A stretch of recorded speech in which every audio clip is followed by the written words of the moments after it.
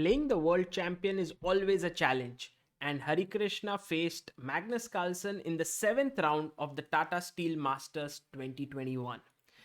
Carlsen, playing with the white pieces, opened with e4, and Harikrishna responded with the Sicilian. He wanted a fighting game. So knight f3, e6, d4 takes, and knight to c6. We have the Taimanov on the board after queen c7. Now here the main moves are bishop e3 or bishop e2 or even g3 is one of the lines, but Carlsen went for f4. I think this is the fourth most popular move in the position, a6. And now the point is to take on c6, b takes c6 and put the bishop on d3. Harikrishna instantly struck in the center with d5, short castles, knight to f6 and queen to e2. Over here, bishop e7 was played and now bishop to d2. In this position, if you check the databases, there have been a few games that have been played and only in like roughly around 60-70 games have been played here, and only in 2 games has black played this move c5. It seems like this is a very strong move and it is a part of Harikrishna's preparation. He is threatening c4 now to trap the bishop. So Carlsen played b3 to stop that idea, and now bishop b7. If you see here, Hari is not hurrying to castle. He's keeping his king in the center so that e5 or f5 does not come with too much force. And here Magnus played his rook to e1. Now this one is an inaccurate move, I believe. Much better is the move f5, and only proper analysis will reveal whether black can equalize here or not. For example, if you were to play d takes e4, then after knight takes e5, I already feel that white is slightly better here. The other option could be that after f5 you take on f5, but after e takes d5 the e file opens up, and this is already big pressure after rook takes f5.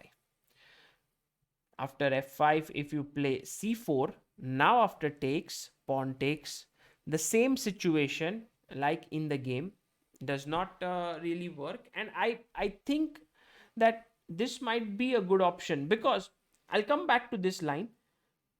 I think queen e5 is another move that black has, but after fe, ed, queen e2, knight e2, ed5 and knight f4, white has an advantage here because knight is coming to e6, threatening all sorts of stuff.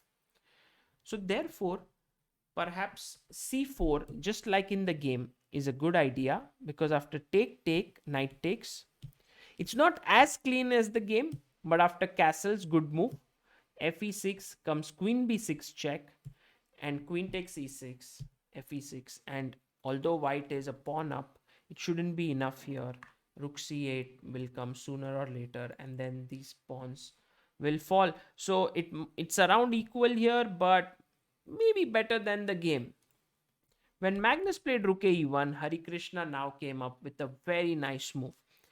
Instead of castling, which could have been possible here, and not a good move, because then e5 and the bishop opens up here, and it could be very dangerous. Harikrishna played c4. Very good move. After takes, he took on e4, knight e4, bishop e4, exchanging, queen takes, and rook c8. Now c4 is hanging. So white must do something. He cannot defend this pawn. So he pushed the pawn to f5, and Hari now took on c4, fe6. Notice you can't take here because after ef7 you lose a pawn. So f6, good move. Queen b7, queen to c6, offering the queen for exchange. By the way, there has been a game that has reached this position and it went rook c7, but it was not a very high level game. White was 2200, black was 1900. So queen c6 was the first new move, rook b1, and now check, king h1, took on b7, rook b7, and short castle. Harikrishna understood the gist of the position, that this pawn is not a strength, it's actually a weakness after rook e8 and rook c6. So rook e1, rook e8, g3, rook c6 had to push the pawn, and now the king came in, threatening to take the pawn, c4, and this is where Harikrishna is very accurate. If he played rook e7, bishop e7, then bishop b4, and some problems here. So he first went bishop d6, attacking the c4 pawn, and after bishop b4, take, rook e7 takes here, king e7.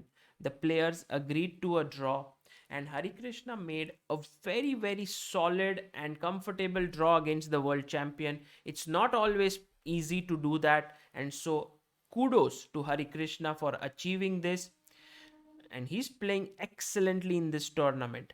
If you look at the standings at this point, you will see that Giri, Van Forest, Giri, and Caruana are in the lead with 4.5 out of 7. Also, Ali Reza Firuza has made a, with some great games, has reached the top with 4.5. But after that, Harikrishna, Esipenko, Carlsen, and Grandelius are all on 4 points.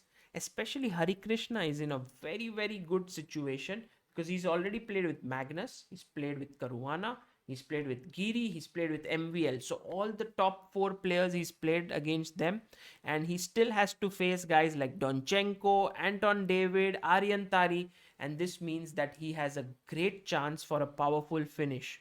I hope you enjoyed this game. Do show your support to Harikrishna, who's playing exceedingly well. This is Sagar Shah signing off. Bye bye.